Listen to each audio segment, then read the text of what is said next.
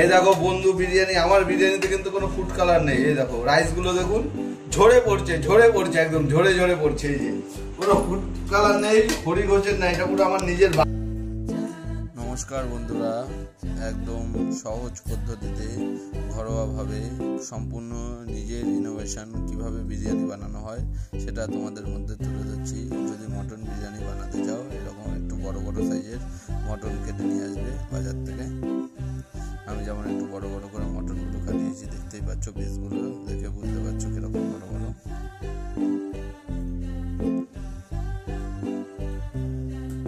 আর একটা কথা, অবশ্যই আমাকে সাপোর্ট করো, আমার চ্যানেলটা সাবস্ক্রাইব করে দিও।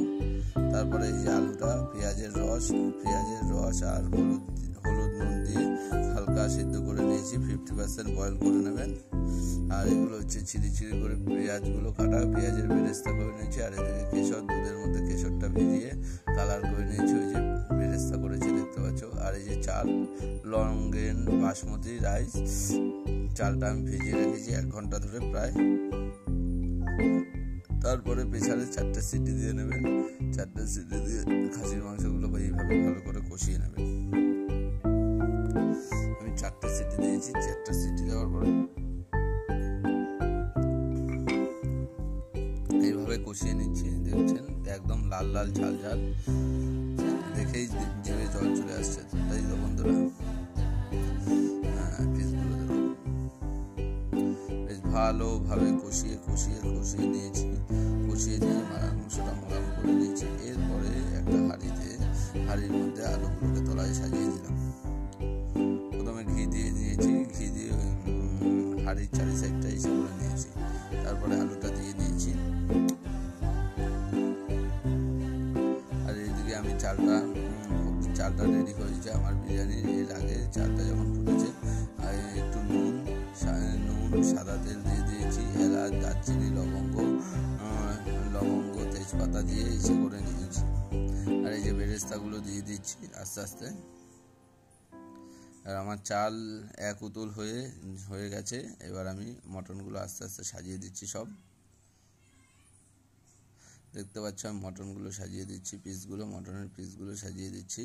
এর উপরে চাল যাবে।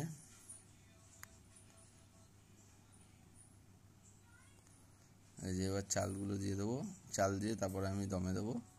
ওই যে চালগুলো যাচ্ছে এবার, দেখতে পাচ্ছ পুরো একদম লং গ্রেন রাইস।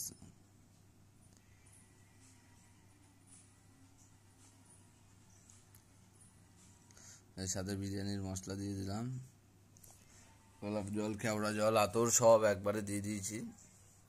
আপনারা স্টেপ বাই স্টেপ দেখলেই বুঝতে পারবেন। ওই যে আবার বেরেস্তা দিয়ে দিয়েছি।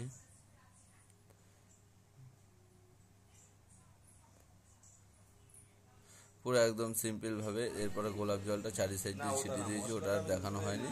এই যে তারপরে আধা ঘন্টা 40 মিনিট দম দেওয়ার পরে আমি আমার বিরিয়ানি তুলে নিয়েছি। দেখতেই পাচ্ছ বিরিয়ানির কালার আর টেক্সচারটা থেকে আর কোনো কথা বলার মতো। এই দেখো বন্ধু বিরিয়ানি, আমার বিরিয়ানিতে কিন্তু কোনো ফুড কালার নেই। এই দেখো রাইস গুলো দেখুন ঝরে পড়ছে একদম ঝরে পড়ছে। এই যে কোনো ফুড কালার নেই, হরি ঘোষের না, এটা পুরো আমার নিজের বাড়িতে তৈরি করা ঘি। এই যে এই ঘিটা আমার নিজের বাড়িতে তৈরি করা, কোনো হরি ঘোষের ঘি দিয়ে আমি দিই না, ওই বাচ্চা ওদের মতন ডায়লগ দিই না। একদম ঝরে পড়ছে। এই যে মটনের পিসগুলো দেখুন, এই যে দেখেছেন ঝরে পড়ছে একদম।